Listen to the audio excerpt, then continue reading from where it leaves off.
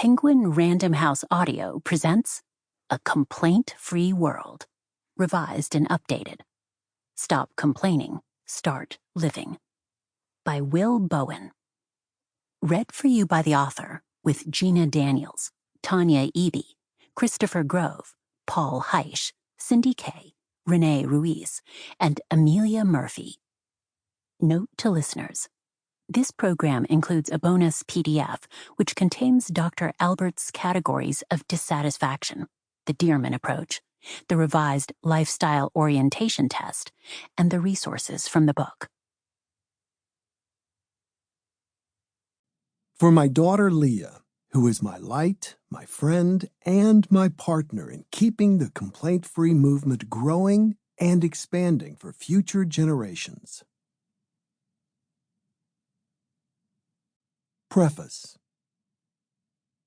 Our vision is to get 1% of the world's population to take the 21-day complaint-free challenge. We believe that if we can positively transform the attitudes of just 1% of the people on Earth, it will have a ripple effect that raises the consciousness of everyone. As of this reading, more than 15 million people worldwide have donned one of our purple complaint-free bracelets and taken up the challenge.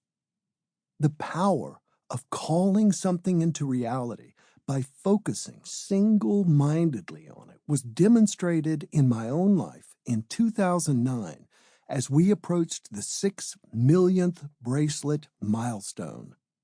I wanted to present the 6 millionth bracelet to someone who inspired our movement, someone whose words and examples typified complaint-free living. Dr. Maya Angelou, Presidential Medal of Freedom winner, best-selling author, and mentor to Oprah Winfrey. When we first began A Complaint-Free World, we adopted as our motto Dr. Angelou's quote, "If you don't like something, change it. If you can't change it, change your attitude. Don't complain," as our motto. The problem was that no one on our team knew Dr. Angelou. I began to do some research and found that many authors and nonprofits had attempted to connect with her with no luck. Speaking to publishers and agents got me nowhere. At this point, we could have given up, or at least begun to consider other options, but we refused to be dissuaded.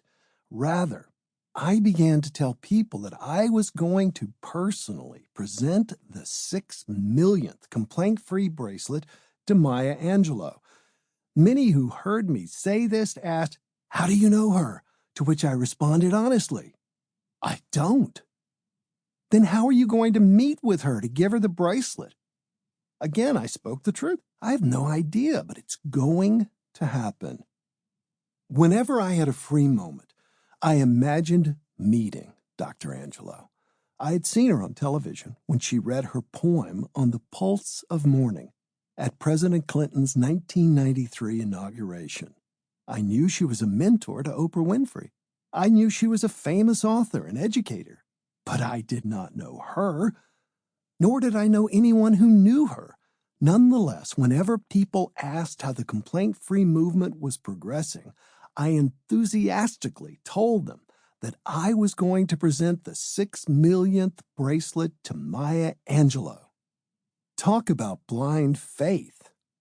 At a conference in Kansas City, I bumped into an old friend and told her my intention. She did not inquire as to how I knew Dr. Angelou. She did not ask how I intended to make this happen.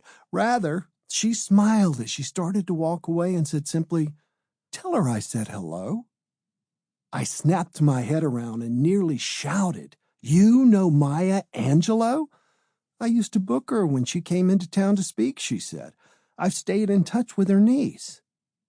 I then poured out my story of trying to reach Dr. Angelou and how we had hit walls with every attempt. "I can't promise anything," she said, "but I'll see what I can do." In a matter of weeks, I not only met Dr. Angelou, but I enjoyed a pleasant afternoon with her at her home in Winston-Salem, North Carolina. How did this happen? Who cares?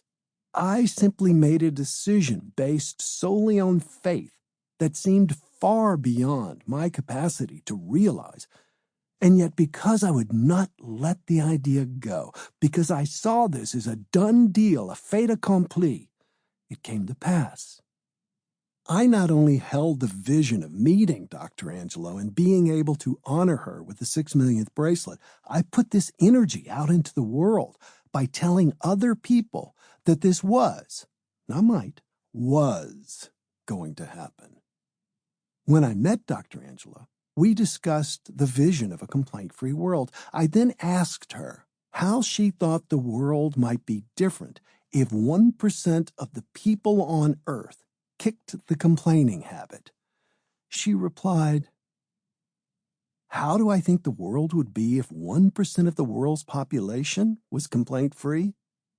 Einstein said, "No genius has ever used more than 18% of the brain, but today's physiologists say no genius has ever used more than 10% of the brain.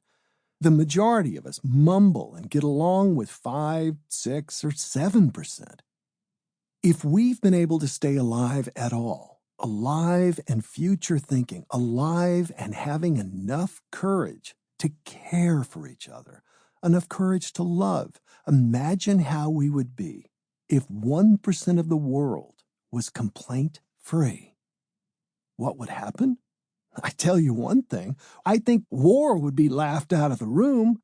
I think the very word war, if someone said, "War? You mean I'm supposed to kill somebody simply because he doesn't agree with me?" I don't think so. Just imagine, people would speak more kindly to each other. Courtesy would be invited back into the living room, into the bedroom, into the children's room, and into the kitchen. If 1% of our world was complaint-free, we would care more about the children and realize that every child is our child. The black one and the white one, the pretty one and the plain one, the Asian and Muslim, the Japanese and the Jewish, everyone is our child. If we were just 1% complaint-free, we would stop blaming others for our mistakes and then hating them, because in our minds, they caused the mistake.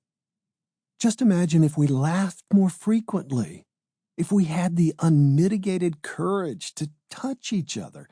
It would be just the beginning of paradise now. Introduction. If you don't like something, change it. If you can't change it, change your attitude. Don't complain. Maya Angelou. In this audiobook, you hold the secret to transforming your life. It's been over 15 years since I first typed those words, and I am more convinced of their truth today than ever. Over the past decade and a half, more than 15 million people in 106 countries have taken the 21-day complaint-free challenge. And as a result, they've transformed their families, their jobs, their churches, their schools, and most significantly, their own lives. They have used the simple idea of putting a purple silicone bracelet on their wrist and then switching it from wrist to wrist every time they complained until they completed 21 consecutive days without complaining, criticizing, or gossiping. In so doing, they formed a powerful, life-changing new habit. By becoming conscious of and changing their words, they changed their thoughts and began to create their lives by design. You may wonder how all this got started. I'd like to take credit for it all, but I didn't create the complaint-free movement. It created me. In 2006, while minister of a small church in Kansas City, Missouri, I was doing a series on prosperity based on Edwin Gaines' powerful book, The 4 Spiritual Laws of Prosperity. In her book, Gaines makes the point that nearly all people claim to want prosperity, but they spend most of their waking hours complaining about what they already have. In so doing, they repel rather than attract abundance. Complaining never. Sample complete. Ready to continue?